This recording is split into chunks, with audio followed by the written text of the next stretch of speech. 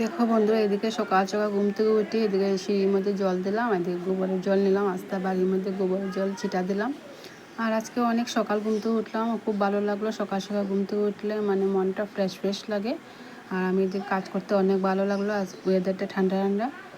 এখন আমি ঘরে চলে যাব, মানে বাইরে সব কাজকর্ম শেষ। এখন গিয়ে দাঁতটা ব্রাশ করব।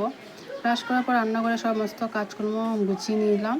এখন বড় করে আসলাম, ঘরটা ঝাড়ু দিলাম। এখন ঘরটা মুছে নিব, মুছে নিয়ে স্নান করে তাড়াতাড়ি পুজো দিয়ে দেব।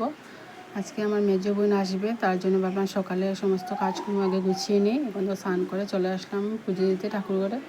এদিকে তোকে পুজো দেওয়া প্রায় আমার কমপ্লিট। আর এখন চলে যাবো রান্না করতে। আজকে রান্না করছি ঘুগনি, সকালের খাবার।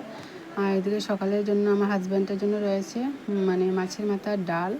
আর এদিকে তো আমি চা নিয়ে বসে পড়লাম। দেখো সকালে কি গ্যাসের জিনিস, বাদাম বাজে নিলাম, নিমকি, দুধের চা জমিয়ে খাওয়া দাওয়া করলাম সকালে চাটা। আর এদিকে রান্না করলাম সজনা চচ্চড়া, পনির বোনপুতের জন্য। এদিকে বড় মাছের চচ্চড়ি আর কাঁঠালের তরকারি আমার ছোটো বোনের বাড়ি থেকে আসলো। এদিকে আমি রান্না করলাম চিকেন। এইদিকে আমরা সবাই খেতে বসে পড়লাম।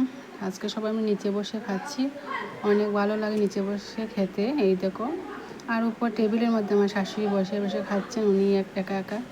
আর আমিও একা গল্প করছি। 2-3 বোন একসাথে হলে অনেক গল্প, আড্ডা, মজা। আর সবাইকে বাই।